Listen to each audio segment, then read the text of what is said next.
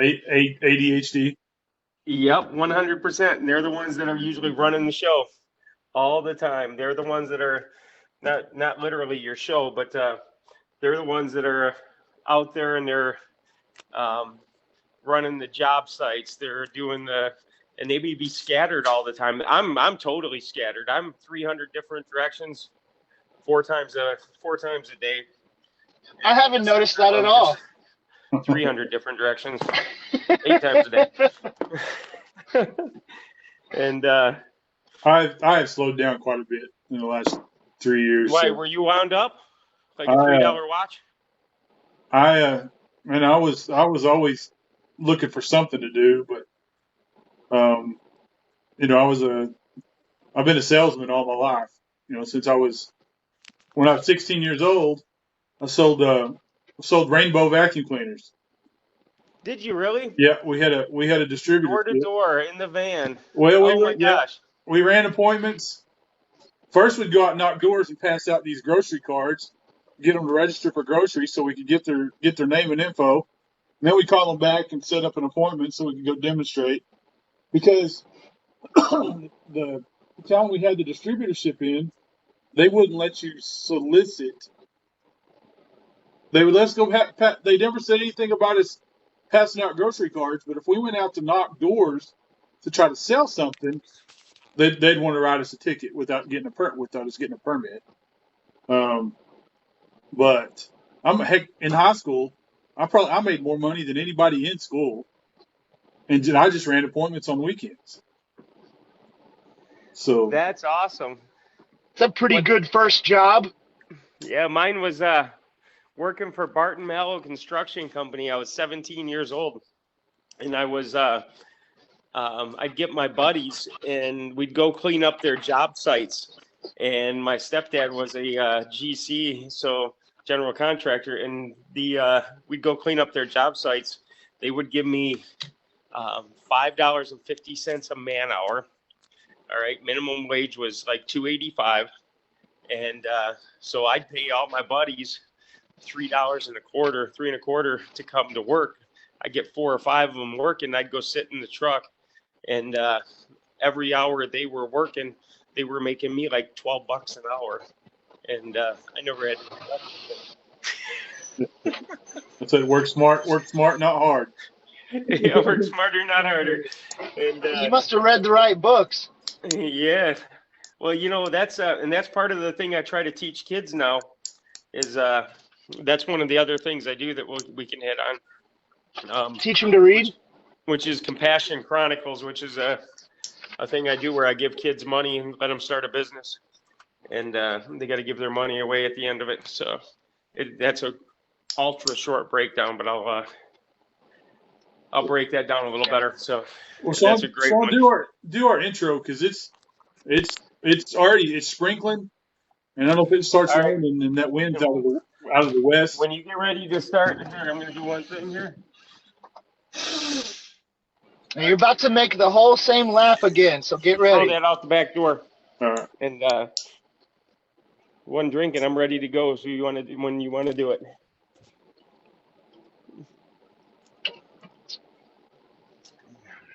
Chris? All right. Good. Ready? Hi, guys. Welcome back to the pool. Start over. You start over. I can edit it. I don't want you to have to edit it. Was that my face that got you there? Yeah, you goofball. Okay, I'll try to be a little more lackadaisical. It's all right. Hey, you're making me dizzy. Don't do that till I'm done talking. I gotta look at myself. I guess I don't need to look at myself. I'll look at you. Vertigo. How about this? Is that better? That's perfect. That's a great start, clip for him to put on here. My hands away from my face at all times. All right, here we go. Hi, guys. Welcome back to the Pooling Around Show. We have a very, very special guest today. Man, I've gotten to know quite well over the last few weeks. I'm going to say a few things about him. His name is Bill Grassley, and he's the owner of Cornerstone Cues. Did I say all that right? Yes, sir. You got it. That was a lot for that intro, man. And Well, the intro's not over. oh, okay. I'll come back Okay, when it's ready. All right, go. so not only is he a black belt, a teacher, a writer, he's been a tropical fish salesman and broker. Uh, we're going to talk about him being one of the best and most well-known Q traders in the world. He has a collection that is unlike anyone else's, and he has some very rare items, some one-of-a-kinds, and he's got some stories that we've played shape on for you. So thank you for tuning in with us today. We got something special. We're going to do it a little different. And with that being said, I'm going to shut up. Welcome, Well, it's not so Mr. Bill special. I Grassley. mean, I'm an old guy that's made it a long time, but I must be somewhat intelligent because I didn't make it this far without killing myself. So I must have did something right. Well, But I'm Bill with Cornerstone Q's, guys. We Nice to appreciate see you you. taking the time. And if you know anything about the pool world and you know anything about custom Qs, then you probably heard my name around there. And I got started with back in about 2000. I was getting ready to doing my construction, traveling the world, building malls, doing different kinds of things. I was a young entrepreneur and I got married, and my wife was about ready to have a baby. And I thought, I can't spend 10 months out of the year traveling and raise a kid. So I'm not going to have somebody else raise them for me. So what I did is I thought I'm going to try something else. Upset about this. She goes, if you say one more thing about that pool stick, she goes, I'm going to impale you on it. And I don't want to hear any more about it. So I didn't say a thing about it. And I thought, what can I do? I went into business and I tried to find out what I could, talk to some of the people, and they were willing to help me out. And if I wanted to do things right, they were going to push me. And there were some pretty big names I didn't know at the time, but somebody like Joel Hersick was actually a Q broker and dealer before he bought Burton Spain's shop. And he was very good at it, very honest, and had a very good market. The guy is knowledgeable about Qs beyond all get out.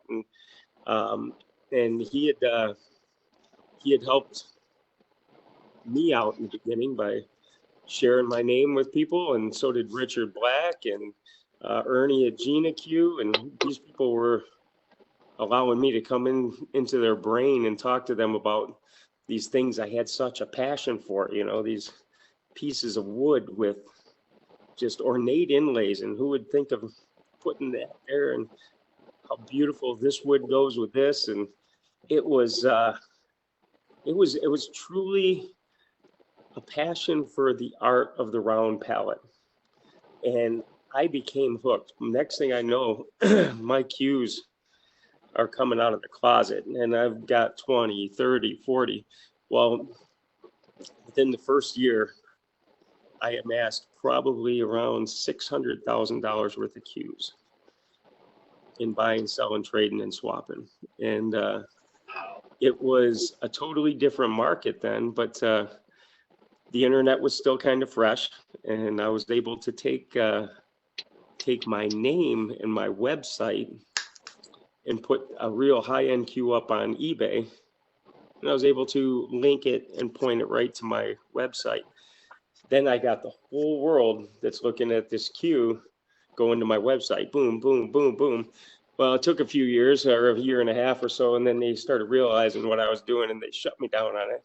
But by that time, I had already amassed a large amount of customers, and and I was just totally enamored by what people were doing. Like this right here is a 1978 Richard Black, and this was when most people were doing 4 points, 4 veneers with a couple dots and a diamonds, and he's doing all this ornate stuff. Richard was actually started in about the end of 74, early 75, and he was a stockbroker, and he ended up, he wanted to make a cue that was affordable and would play well. And then his artistic application kicked in, because the guy's he's brilliant when it comes to artistry. There's artists, there's engineers, there's builders, there's all these different aspects. But when you take the artistry, when you can put something in your mind like Richard can and come out with a cue, if you go to a site at blackcues.com and you go to like Visitation or Rockola, Visitation was actually an alien type of a man, and it was standing on the bottom and his arms were up and out and the lights were coming down. I mean, who would have thought of putting that in a pool stick? And the Rockola was mimicked after the old jukeboxes with the bubble side jukeboxes, and he had cues that was inspired by his socks putting on Argyle. I think it was his socks. No, it was his. I think it was his sweater. And but things that inspire people to do stuff. Well, inspiration. In fact, here's one of the coolest inspirations. This right here. Let me take this up here. Now, if you look, oops, let me try this. See these right here, this and this over here. Mm-hmm. This is actually, let me do this a little bit. Thomas Wayne's wife came in and said, honey, what do you think of my new shoes? And there's the inspirations. That's the front of her toes. And this is was inspired by a pair of shoes. Wow. Isn't that cool? And, I love the story. So and you got newer guys that are doing stuff, you know, like Shelby Williams doing kind of really cool little ring work. He was pretty hot at the Q show now. And this is, sorry, you got the wrong name on it. I put multiple names on Qs. So I'm kidding. This is Shelby Williams's logo, and you'll see his name kind of there. But he does some pretty wild, different little ring work. I like that. It's a basic cue, but this was a cue started by his friend Paul Dayton that passed away. He's a great guy out of Florida. Incredible playing cue. If you can find one of Paul's cues, you're getting a great playing cue, and you can find them at a fairly good price right now. But once people realize that he passed away and that they're affordable, people are going to snag them up. So, sorry, I didn't mean to show the rest of this, but this is an inspiration. Just this joint ring is totally different than everybody else's. And for the longest time, people were copying Palmer or George Balabushka. And, you know, Eugene Bellner, which did Palmer cues, this is probably a 74, I'm going to guess at that. This is about a 74 Palmer cue with a Cortland linen wrap. And this was actually Cortland linen. I know you'll hear a lot of stories, but this was actually a fishing line. And they found a fishing line that would work good, press well, and it lasted a real long time. And it took the oil from the hands. And what made this it's original fishing line? That, Eugene Bellner bought these points from another cue maker, and there's a handful of these out there. And these are Gus Zambotti points. And people will sell this as a Palmer sometimes and not realize they just let the value of the cue go just because the points were double in the value of the cue. And the pearl and all that, these were inlays. Dots and diamonds were a pretty standard inlay back in the 70s.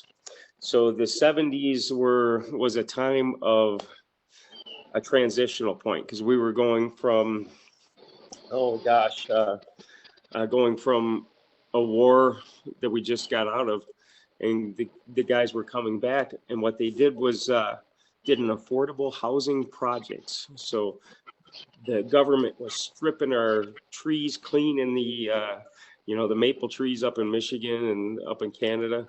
they were using wood like it was going out of style. Slow growth pine and maple. I'm so sorry. So slow growth pine and maples.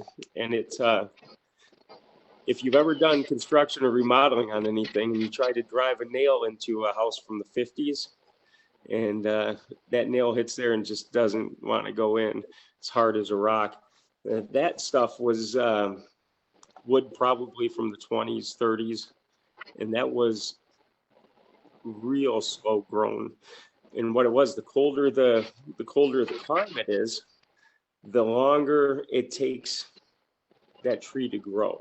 If it's warmer with your plants and stuff, they're going to grow faster. But that cold era up until I think it was 78 or 80, right around there, we were actually heading in we were coming into the new frost era, or it was or it was no longer, wasn't global warming. We were coming into Leonard Nimoy did it on the show, on the TV show, and he was saying that we're coming into an ice age. That's what it is. All of our use of the carbon stuff, we're going to have an ice age. So you guys better stop using fuel and gas and everything, because when this ice age hits, we're not going to be able to handle it. And slowly but surely something flipped, and oh my gosh, now we're having a global warming. So you guys better stop doing what you're doing, because we're going to burn up here.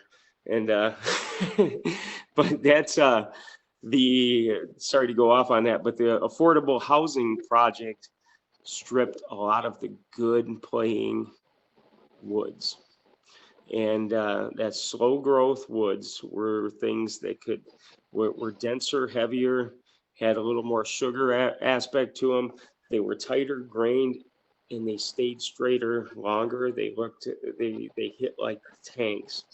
So most of you guys have heard of George Balabushka, and he was a cue maker that was made very famous by two movies, actually, The Hustler and The Color of Money. And Paul Newman actually had one of the cues, which was a real Balabushka, and I think that just sold recently. That was and Willie Moscone, that was his favorite cue. In fact, that cue sold for $94,000, right about there, and it had a 25% buyer's premium. Don't hold me to those numbers, but that was Say that number again. It was $94,000 or $96,000 in 2011, plus a 20 or 25% buyer's premium. So it was for over one cue. $100,000 for that cue, Willie Moscone's George Balabushka, and that was in 2011. So, you know, I did a little video on what's going to be the next $1 million cue, and that was one of the ones I mentioned. So cues are jumping in price. Like right now, Richard Black has got the big dog on the block. He sold the cue for $250,000. I know it was not a false sale, because I seen it. And that cue selling for $250,000 set the bar for everything else. Now, everything on the lower end has to come up. And as it reaches new pinnacles, back in, probably 7 years ago, I sold a set of 4 cues for Ernie. They were called the Cathedral cues, and a guy named Jim Clark bought them. He bought one for each of his houses at $125,000 a piece. So it was $500,000 for 4 cues, and those are in the Clark collection. And most people haven't seen the cues that are in his site. Or in his place, and he's got some of the most incredible collections out there. But again, there's so much happening, going from the artistry to the final owner. But these things have went up in value considerably since I started in 2000. I've been watching it, and in about 2005, I had watched these prices go up so much that I thought, I can give 100% back on these things. If somebody sells it back to me in a year, I'm winning, you know, as long as I'm not overcharging in the first place, and as long as they're keeping it in somewhat good shape, I'm winning. You know, if they go up 7% in 2 years or whatever, that's profit. So that's what I did. I started giving people 100% trade up anytime, less shipping, and if they, as long as they don't neglect the cue to warp or have Billy Bob put on a stacked leather wrap on a untouched George Balabushka or something like that. But if it gets a dent, a ding, a scratch, it's got chalk on the shafts. As long as you don't take down the shafts and make them thinner or have to put a different taper on them, you can change the tips, but you get 100% back. Those cues keep coming back to me. Some of them from 2003, 2004 will pop back up. Actually, this one right here, the one I told you about, Thomas's wife's shoes, this one I sold in 2007. It came back in about 2012. Sold it again. Just got this back. Actually pulled it out of the box today from another collector. That I can just see this right now, Bill. Black's Big Ivory one. I got to interject. Yes, sir. I just had this visual of like every cue buyer sharing this bit of the video with like their wife to justify all of the cues that they keep buying. And yeah, it's like currency. They're like, we're beating inflation, you know, and he'll buy them all back. Yeah. Now he's got I didn't buy them all back. I said they could trade them up. So now I will buy them back. Okay. The cash is a different basis, but I got it. Yes, I will. You can trade them up at any time. So that's got to be this buying one of them the all back, most. that's a different story. Yeah. But What a unique offer. Buying them back is usually anywhere between 30% at the highest, and that would be on the lesser names to where there's only a markup on like Zambotis or Gina Qs or blacks, you know, where the markup is only 5 or 7% if I'm lucky, or even Southwest. It's the markup is minuscule on it when you got to get it on the secondary market, and those I'll be down to 5 or 7% when I cash them back, because I'll pay gladly what I would on the market. But that's a company to think about. Southwest is a company that went from, I remember in 2004, me and Sean Brown, who's actually very knowledgeable about any of the obscure makers like Craig Peterson or any of those guys like that. Sean's a great knowledgeable person to pick up on cues if you can't figure out what they are, or having trouble identifying them. And so is people like Dick Abbott at Billiard Cue. These guys handle a lot of old vintage cues, and they're actually resources that I will use if I can't figure something out.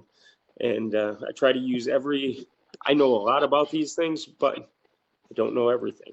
So there's a lot of false information out there in the industry, and things like I was telling you earlier about the Snap magazine. That's one of the most well-known magazines about cues and billiards, and they had on the cover of the Snap magazine a cue by Gus Zamboti. It was a box cue, sold originally at like 600, maybe $500 or $600, and now was pulling on eBay $50-some thousand about 8 years ago. And they said that there was only one joint pin that he used, which was a 5/16/14, and that was incorrect. And here's something in print that says it's this way, but it wasn't. So the information you get, you got to use all your resources you can. Make sure you're not getting taken. Make sure that you have as much knowledge walking into these, or using somebody with knowledge to walk into these, because you can get taken advantage of very quickly. You can be hanging cues from your ceiling fans for weeks and have no idea what an idiot you are until you go to sell it back, you know? Oh, by the way, I'm that idiot. And so that was part of my tuition for the School of Pool Learning here. So, Well, but yeah, I, you know, the wives think that this is an addiction. And you know what, wives, I hate to tell you this, but it truly is. It's an addiction, but if they do it well, they can make some money off of it. They can, when you need money for your daughter's college or whatever, an $8,000 pool stick quickly can help that alleviate that real quick. So, and as long as like they will, you know, the women will go out and get a beautiful watch or a pair of or a purse. They'll get you know, $1,500-$1,800 purse, and when they go to sell it, they get $1,500-$1,800, sometimes $2,000 or $3,000. If Yeah. you buy something of good general quality that has a name behind it, the value tags along with it. So the value on cues goes just like this: name recognition, number one. So the name carries most of the weight. Amount of work carries the second most. Condition carries the whole price. So now if, let's say, if this was made by Steve Dingman in Ohio, there is no Steve Dingman, but if this was made by Steve Dingman in Ohio and it looked like this, this would probably, it would be brought to me and I would go, yeah, you're looking at probably about $700. But you bring this to me and it's signed right there by Richard Black, and I'm going, okay, yeah, I'll give you $4,500 for that, and I'll put it on my site at $5,500. So name recognition carries the most money on the cues, and and what's really crazy is that a lot of the custom cues are actually reverting. The money's going back to some of the old production cues. So I'm going to give you guys all a little idea of what's how to make some money right now, because there is one set of cues out there that I think has been left behind, and when people understand the underpinning behind it and the people behind it, they will jump on board. So this cue right here, like I said, $325. Right now, I've turned down $2,300 and $2,500 on this in the last 2 months. Has two shafts. Now, about a year and a half ago, this would have been about $1,700 or $1,800. wow. So that's a pretty good jump in just a short time. So shown cues are going up, and they continue to go up. And I'm seeing a lot of people follow by the maker. Bob Rundy was the original, and they've got a couple other people that have come along thereafter, and they're following them too. So think about that cue jumping up. Now there's no Hall of Famers, no nothing there. You've got Mucci cues, which the old originals were going up in price pretty considerably for a while there, about 8 or 10 years ago. And when Bob dies or something, they're going to go up a little bit. But they made a lot of cues. You got McDermott. Jim McDermott was a Hall of Famer, and Jim made a great cue, and some of his early stuff is very desirable, very sought after. And I got the only two of the 3 8-pointers that were in the museum walkway when you walked in.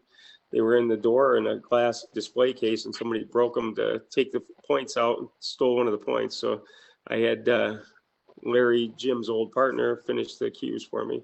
Actually, and most people don't know, wouldn't even believe that these are McDermott's. So this is actually one of the last. This was in the display of the walking in the doorway at the Big Dermot factory or museum type of thing. And if you look, it's the old spliced points. There's just a beautiful cue. I gave him the pearl and the other stuff in it to do it up real nice. And Larry Leibel finished them. This was another one. So these two were sitting in a display case with another one, and somebody broke it, took one of them.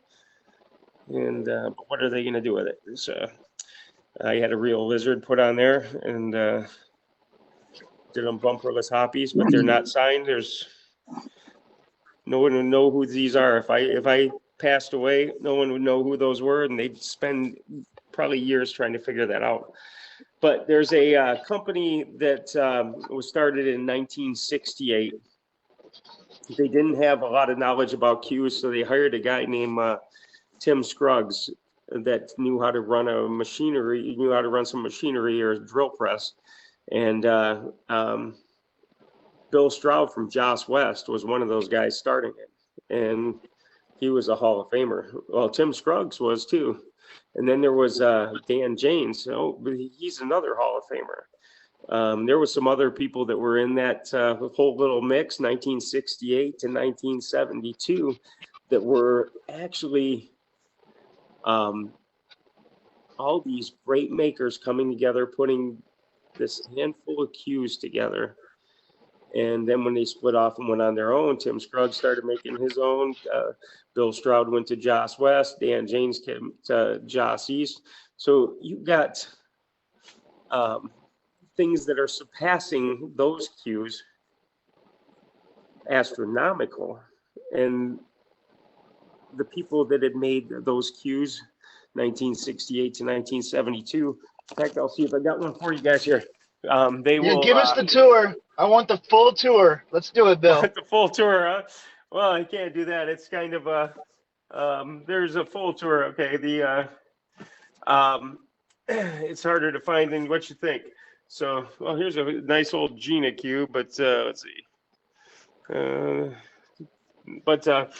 I'm going to find you a 6872 Joss, and it shouldn't be hard. They run a special brown rubber bumper, and it should be. I've been selling a couple of them. I don't have very many left, so we're Richard Black's. We got Tascaralas. Oh gosh, see what you guys did. Hubler's another one that I think are very underpriced right now. But those are affordable cues that you can get into that are that haven't took the another Gina cue that haven't took the big jumps yet with the but the Bill Stroud, Dan Janes, Josses of 1968 to 1972. See, here's a Joss West, and that's like at 1980. Can we see that? Oh, there they go. Yeah. And that's what Bill Stroud was doing after he left. And these things are selling. That's selling for like $4,500. That's a ballpark. But Randy Mobley's there. I'll find one. But these cues had a scratched in Joss lettering, and they did it by hand with a razor, and it said JOSS. Now I was told by Will Prout, who was very good friends of Bill Stroud, said that if the J on the bottom is kicked out on the bottom, that it was Bill Stroud had did it. If it was straight up and down and parallel, it was Dan Janes. Now I got one saved in here for somebody. And Dan Janes did it. So the ones to watch for are whichever one you like. But those things, there's still, you can get a fancy one for $2,200. I mean, you can get a. I got like the first.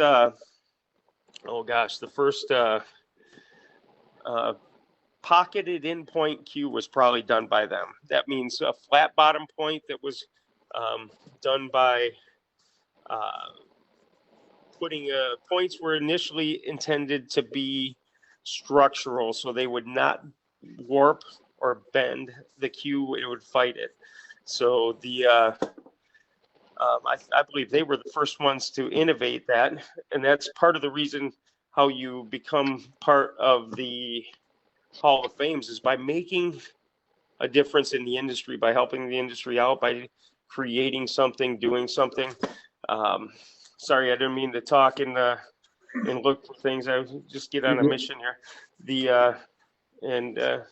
So I told you guys I want to show you a George Balabushka.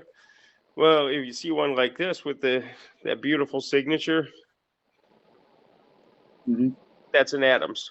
So if it says George Balabushka in the forearms, it's not. So he didn't sign his cues except in a ring at the bottom on where he'd write names of some of the people that made it. So if it's written in the forearms, it is a production cue, and so don't fall for $15,000-$18,000 on a Balabushka with a signature in the forearm. That's not what you did, is it?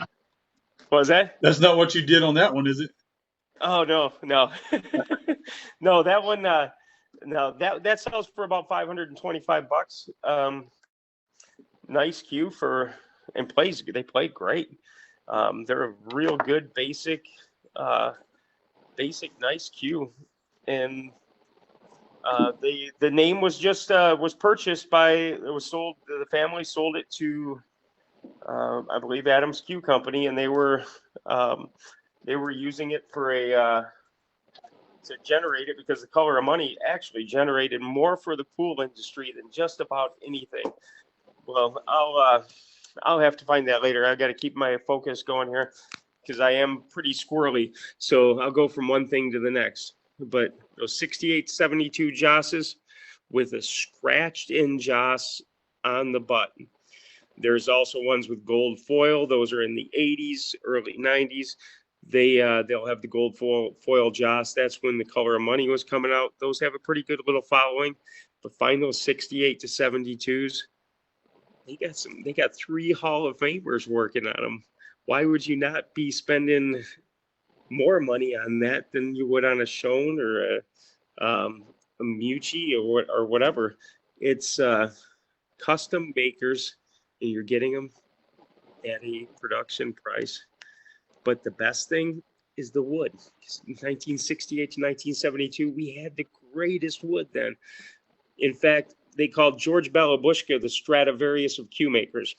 Stradivarius was used as they would take a Stradivarius and they dismantled it perplexly to the point where there was not one little piece left undone.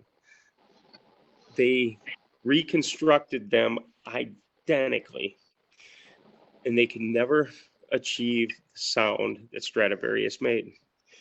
And to this day, people will pay $5, $8 million, $15 million for a real Stradivarius. And it's the tones and the pitches and the sounds that it achieves. Well, they call George that because his cues were playing unlike anybody else's, and nobody could figure it out. Everybody could build them identically. They even X-rayed these cues. They dismantled.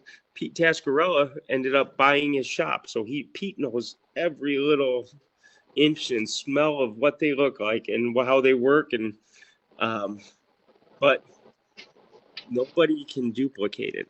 But what it is, I believe it's the woods.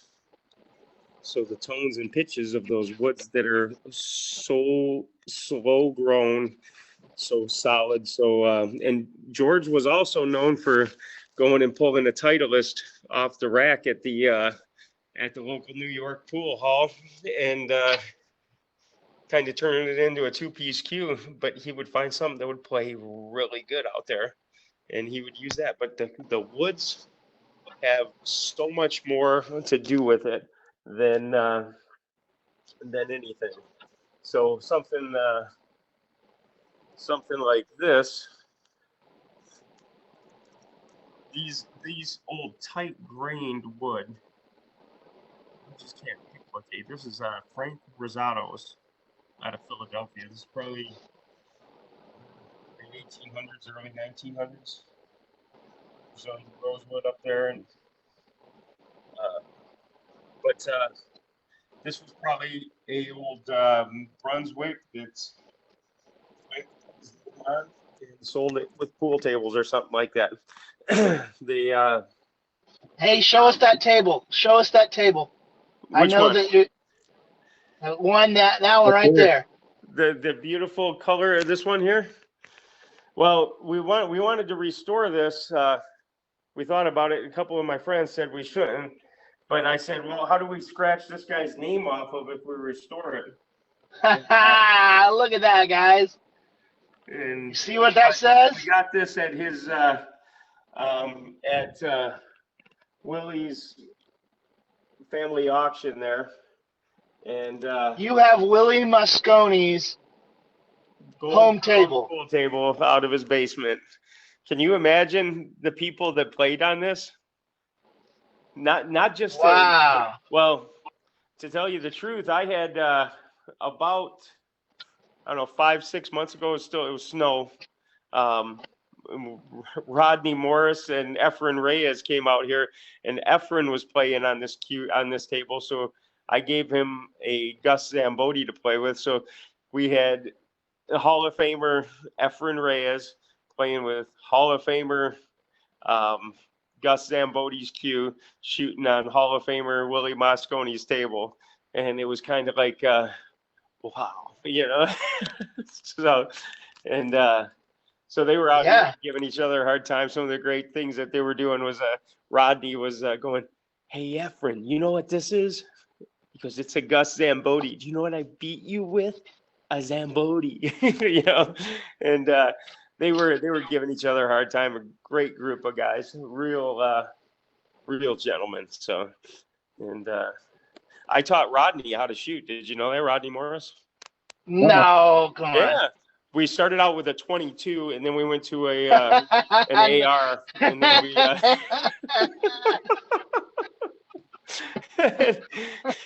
Okay, while we're talking, can I switch directions here with you? Because Sure.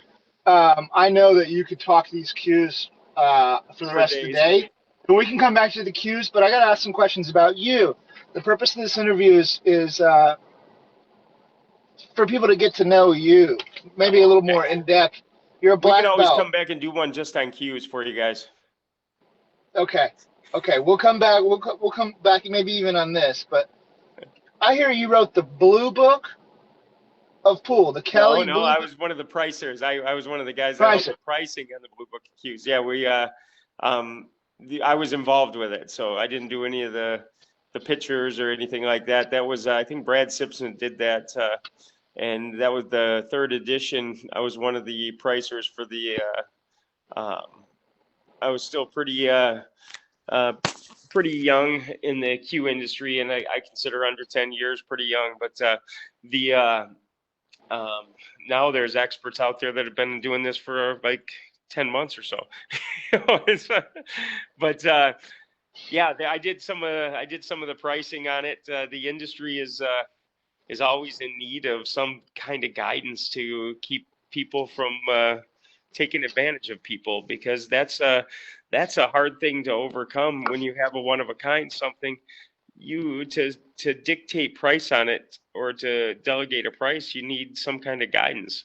And what I usually do is I'll take, like for instance, Bill Schick has sold his cues everywhere from, like this is his second to last cue.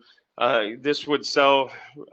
I got this 10 weeks before he passed, and this was about $8,400 at that time. He passed, and we put it up to a little over 10.5. But we had to have other sales to educate that price or to hold that price up. So if you want to take a Tim Scruggs, you have hundreds of cues that have sold that you can take so many different points of it and get an aspect of an actual price. And if you want $50,000 for one, and your comparables are selling at 3,500, you're probably not going to get it. So you would say that you are qualified as an appraiser. Oh, without a doubt, I could probably appraise anybody's collection out there. And like I said, if I don't know the cues, there are people that I will go to, people that have knowledge.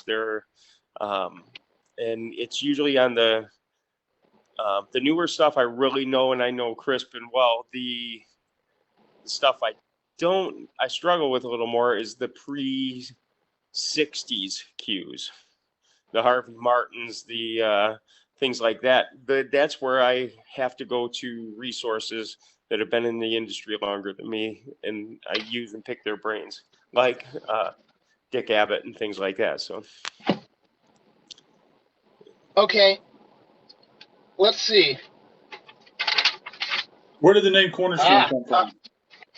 Cornerstone, that is actually when I started the business, it was a Bible verse, which was the rock the builders rejected, which became the cornerstone of the church, which was Jesus. And that because I knew I was coming into an industry that wasn't going to accept me as, and they'd already told me they weren't going to before I started my website and stuff. And they kind of let me know that there have been people that have come and gone, and that they're going to be sitting high on the hog when I'm long gone. But it apparently didn't work that way for them. And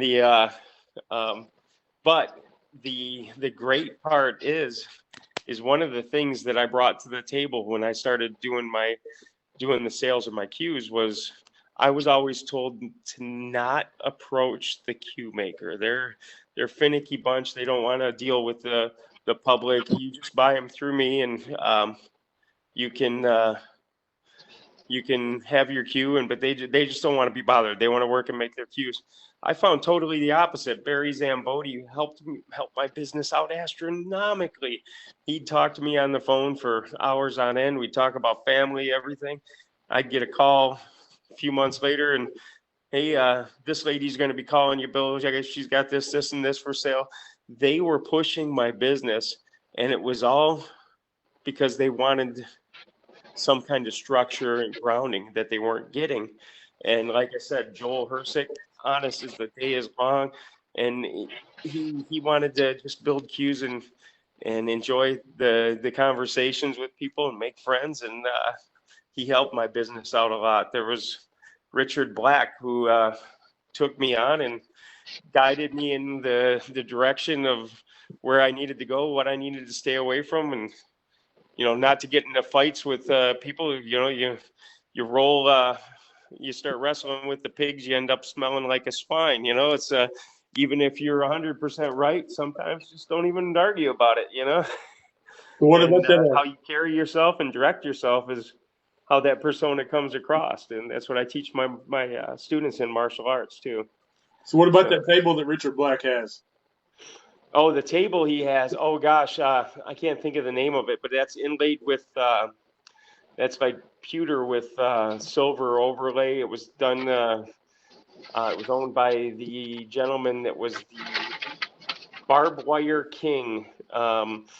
This guy, very, very wealthy man. In fact, that table is probably 50 plus. I've got a beautiful table here, but it's nothing compared to that. This is an unusual piece. This right here is all beautiful, ornate wood. This is probably 1920s circa. But what makes this table special is that if I want to get rid of the Southwest Cornerstone stuff, if I want to play, let's say I want to play billiards, I pop the rail off, and I got to do two hands, but no, I can do it by one. Pull the rail off, put it underneath, put the new rails back on of the snooker, lock it down. Wow. And put it back in, and now you play snooker. That's pretty this sick. was done in the 1920s. Wow. And I mean, just come on, man. That's pretty sick. And see, and we think we're geniuses now, but I think we're missing out on a lot of things. All this AI and all this stuff, you're missing some tradesmen and craftsmen, and you're missing some just the elegance and beauty of wood in itself, with a matching, like a matching rack. That was in his house too? That was in his basement? And what was that? Was that in his basement as well, Willie Mosconi's basement? No, this one was actually with the antique table that I just showed you. The Willie Mosconi's table was the gold crown. I got a couple tables in my house, so was the gold crown here. So what about peach color beauty?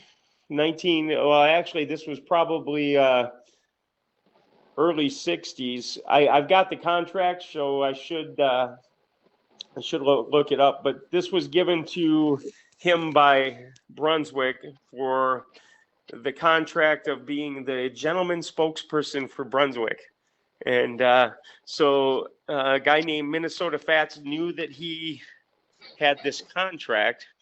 And so if you go in and watch any of the Wide World of Sports, Willie Mosconi and Minnesota Fats, you'll see he knows it well, because he knows that Willie is not supposed to lose his temper, and he knows that Willie's not supposed to, he's got to be the gentleman that he is hired to be.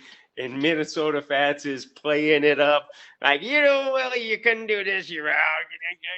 And he's just digging at him. And it's, Willie's got to check at home, so he's got to shut his mouth and just go on. So next time you watch the Wild World of Sports, you'll, with those two on it, you'll appreciate that. Yeah, I remember watching it. I don't know the story behind it, but I remember watching it. Yeah, that's a story a lot of people don't know.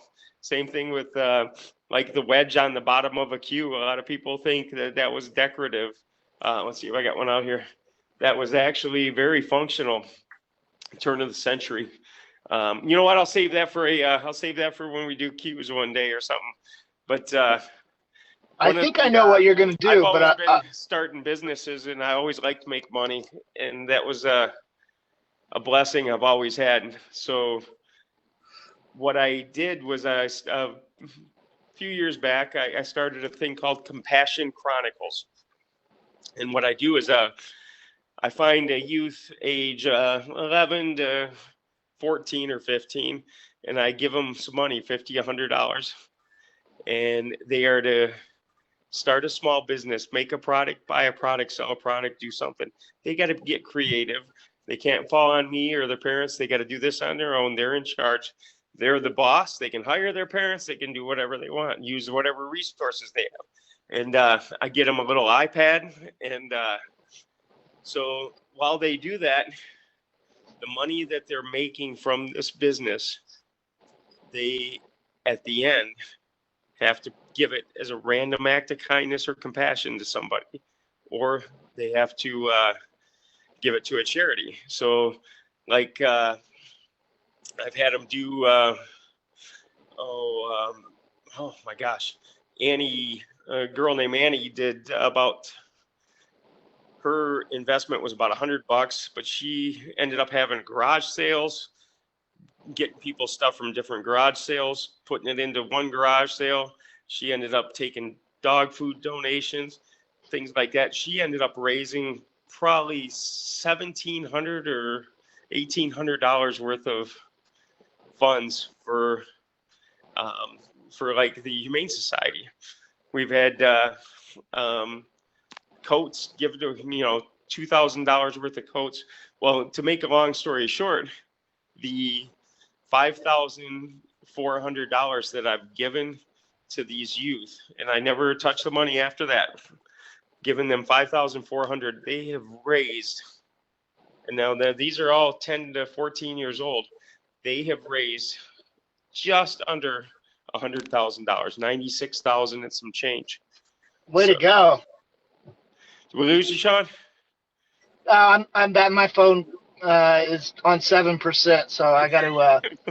Well, I got to plug it in. I'll make it short, and we can actually do No. it. I want you to walk what us. we got going here. We'll do another one for you or something. No.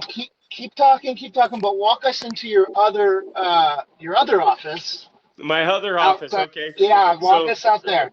what I do is I've always had a passion for kids with autistic kids or Asperger's or kids that are getting bullied, and so I was always a fighter all of my life, and whether it was fighting for my life or fighting for what's right, or um, but I always had a passion for the art, and so like right here is part of our office. Oh, here was um, this was covering the county. Let's see if I can coats. We raised what was Hold it? on, say that again. You just switched Wi-Fi's. Worth of coats for the for anybody that needed them. And this is one of my black belt degrees. This is a hero award from the state of Michigan when I saved a girl in a car accident, saved her life in a car accident. And Wow. this was a group of kids for the compassion. If I can make a deal. They took $50 and they turned that into $3,704, and that was my martial arts students out at the corner selling fidget spinners. But I bring the kids in here. We teach them how to fight or how to avoid fights. But we really try to be bullied and have more than enough confidence to walk away from an altercation when somebody's egging them on or bullying them. So we call it verbal judo. And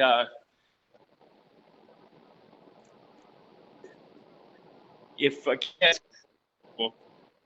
I try to tell them, what I've taught you so far is enough to really put a hurt on somebody. So you don't want to do that, do you?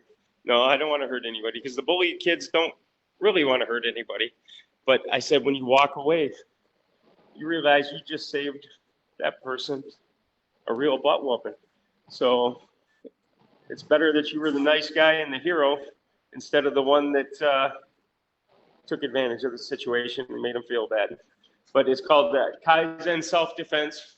I started this when we lost during COVID, where we were training. We lost our studio, and I had a young man in there. His name was Dominic, and Dominic is right here. So what I did was I said, I'll tell you what. He was in tears about losing his school and losing his friends and his family. And so I cut this out of the building here and built the school. And I said, here, you're my partner. And he's been out here busting his butt 3 days a week and, cleaning mats and being a 22-year-old business owner that's making a difference in a bunch of kids' lives. And just he just needed somebody to believe in him. And he had an anger issue and had a kind of a rough life at home at times, and he's found ways to overcome it. Now he teaches these other kids how not to fall into that. You may have a rough life at home, but you can determine what your life is going to be. And one of the things, I was talking about this earlier, is that you can really determine where the rest of the household is going with your attitude. So if mom or dad comes home and they're having a bad day at work, and man, they've had crunch time and they've been stressed beyond belief. First thing they do, they come home, throw their stuff down, start mumbling and grumbling and being mean, raising their voice or whatever. And it carries through the rest of the house. It carries through the rest of the building. It carries through everyone around us. When we should be coming home to the ones that we love and the ones that we trust and care for the most. And instead of throwing that burden and that meanness and that, we should be coming home and saying, hey, I need you guys now, man. I had a terrible day. And if I come home and say I've had a terrible day and and it wasn't my fault, I just wanted to, I want something to be better. You can watch my kids or the kids around me come up, give you a hug and say, it's okay. It's okay. You're going to be okay. And they want to help. They want to be a part of it. But if you shut the door on them as you walk in and say, why is it going on? Why is this not picked up? Why does this house look like this? And all of a sudden, they're shutting off their ears and they're going off there. They aren't going to help you. They aren't going to hug you. They don't want anything to do with you at that time. So how you control any situation is by the tone of your voice, the attention to the people around you, and the way you focus and share your life with them. So if you're calm and saying I'm struggling, they're going to embrace you.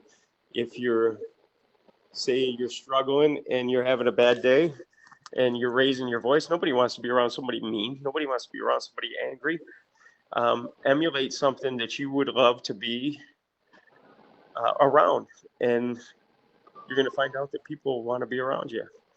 It's but Dominic had that household that no kid would really want to be around, and so he found his life in the martial arts, and he found a good group of people that wanted to be a part of making his life a little better. And I seen it change in him. And at that time, I was still doing, still preaching and doing middle school, still doing middle school youth groups and stuff like that. I started out with 30 some kids in inner city Toledo and ended up, heck, I had my Wednesday nights kicking around 250 at times, and in inner city Toledo. But you know what? Kids want to be respected. They want to be loved. They want to be recognized for who they are, not used as pawns in your life to kick a dog while they're down type of thing. So if you let a kid know that they're doing something well, they're going to continue to do it. To give you a quick story on this, I was in 8th grade moving around with my mother, and I went to a school for 3 months. I can't tell you any of my teachers' names, but I can tell you this one that I had for 3 months, and his name was Mr. Copus. And I was struggling with math, and I was sitting there. I was a new student again, and sitting in the middle seats, and I'm like pulling my hair out, going, I don't get this, you know. And he could tell I was struggling. He called me up to his desk, and he goes, "What's going on?" And I said, I just don't get it, man. He goes, "Why are you struggling?" He goes, "Man, you're articulate. You're brilliant. You're a smart kid. Why are you struggling?" And I never heard anybody ever say that to me. And you know what? I wanted to believe him. And I took a chance on it. And I became so good at math that I was building malls, running blueprints, doing measurements in my head. It became a part of my life that I either could have struggled with it and continued to struggle with it, but I had one guy that believed in me, that just told me he believed in me. And sometimes that's all we need, is to have somebody believe in us. And but by that guy doing that, he changed my life. And I can't tell you any of my other teachers that I had for full years. Wow. Okay, go tell me this story, because you've told us this before, but about you had a pretty big setback 14 years ago, Oh, and then yeah. of course your son's famous line. Oh, okay. Well, about 14 years ago, I was high on the hog. I was doing really good with the Q industry. I was knocking it out of the park. I loved it. I was passionate about it. I had when I spoke about the Qs, I had the passion. I had the love for them. I was learning a lot. I was making money, and I ended up going through a divorce, and I ended up keeping the house and the kids. So I ended up was getting the house fixed up. She took everything out of it, and so I lost about half, but I still had a pretty good chunk of Qs left, about 400,000 plus. And so one day I come home from work, or from getting the groceries, and I noticed my door was open a little bit. Didn't think much of it. Put the groceries down. And, realized my keys were missing. So I called a couple people. Hey, Doug, you didn't do this. Are you messing with me? No, no, no. Well, I started panicking. So I called the police, and I had an idea who it was. It was a guy that was laying tile work for us, and his name was Port Huron Bill, or Bill Smith, out of up in Michigan here. And he had worked for me a couple months before and up to about a month before, but I had been missing a set of keys, and I thought it was my 3-year-old daughter. So, heck, I'd find things in the toilet that never should have been there. How'd this phone charger get in that toilet, Ava? And so I thought something like that happened. And well, to make a long story short, he calls me and says, "Hey man, I heard this. This is my impression of him. Hey man, I heard you had a break-in." And I said, "Yes, I sure did." He goes, "Man, did they take a lot?" I said, "Yeah, they did, about $400,000 worth." He goes, "I heard some baggy pants punks in Detroit have it." He goes, "They'll take $30,000 for it." And I said, "Well, tell them to have a bonfire, because I just went through a divorce and I don't have it, man." And so this was going on for a little bit, but before that, the police had came, and I was making a police report, and it was the state police officer and a county sheriff at first, and they now the keys were taken, so somebody had let themselves in. I did not know that, and whoever did it staged the break-in at the time and kicked my front screen outwards from inside the house out, and made it look Wrong like way. that was on the front lawn. So the police officers were asking me what was taken, and I told them, I said, some pool cues, about $400,000 worth. And he kind of raises his eyebrow and looks at me like, 400,000? Did you have a semi worth or something like that? By the way, this guy ended up becoming my friend afterwards. But I said, no, they were collectibles. They were, well, but here's how they got in, don't mind that. Here's how they got in, and I come over and show him on the front window that, hey, this is where they came in. And he could notice it right away that whoever did that staged it. And now he's thinking in his head, $400,000, and I know this part of the break-in is staged. There's in his head. So he goes, "You got any idea who did this?" I said, "Yeah, I do. I have a pretty good idea." And his name is Bill Smith, out of Port Huron, Michigan. So now we got $400,000 worth of pool sticks. Guy's name is Bill Smith, and the break-in part was staged. And so I hear them in the bathroom. They're dusting for boot prints with this black powder stuff on my tile. And to the other one, he goes, why are we wasting our time with this? This is fraud, is what he said. And I heard that, and I'm going, oh my gosh. And I am in tears now when I heard that.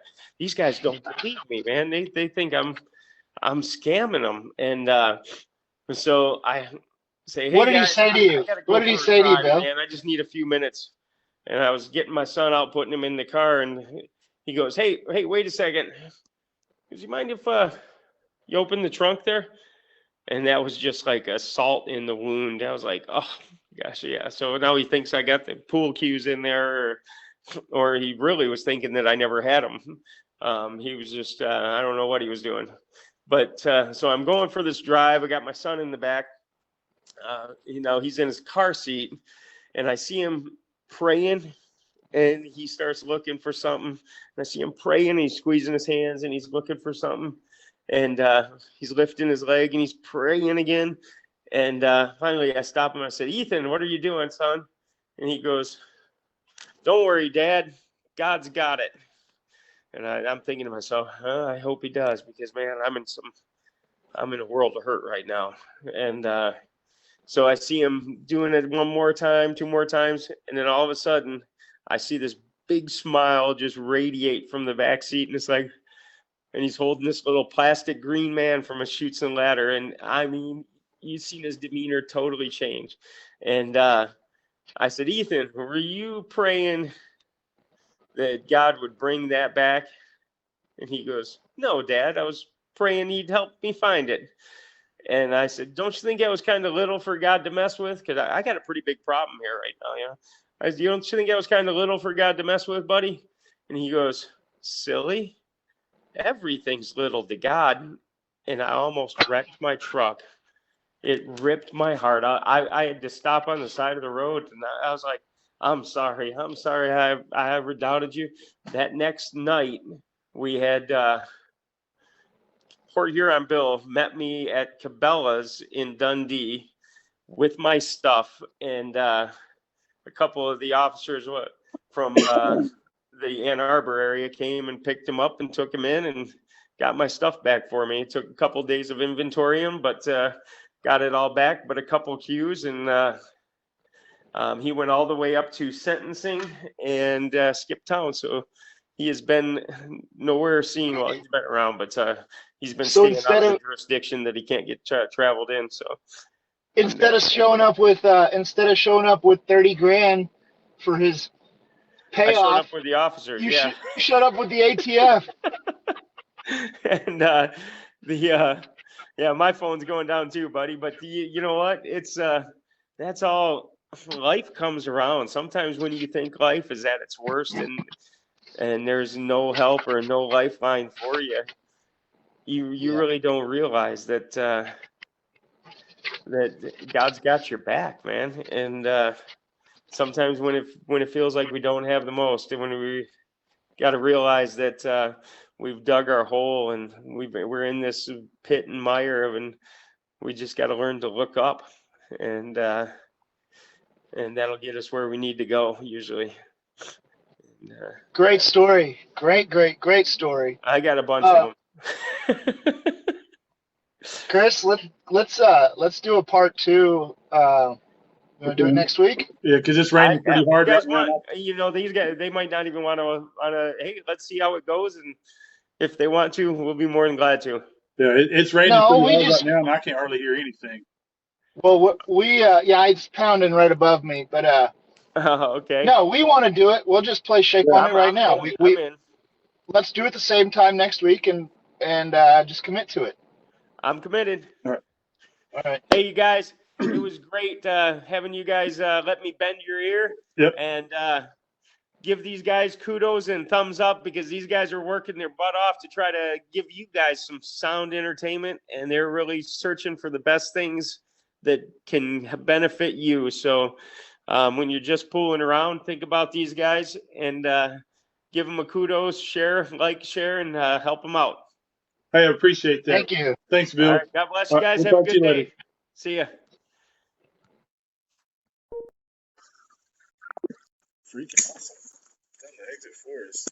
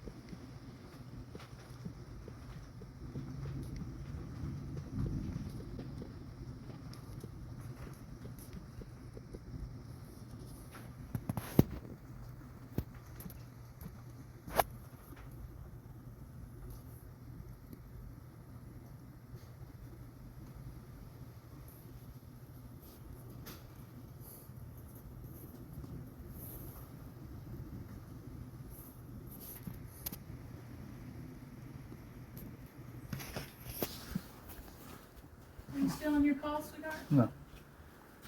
Just ended. like, come on, y'all need to hurry up. Then Sissy, I'm scared. I said, what do you think I told you the whole time you were begging me to go with you? It's gonna storm. But nothing. Where's our little problem? No, Bubby got his Donald and she got her Subway. Subway. That's her standard and his. I told Dad that one day, I go, you know, because Bubby's is 10 and some change, 11 or 12, whatever, and hers is 15. I said, you know, you're spending $25? The day. Yeah, every day. And that's if you don't go for time with them.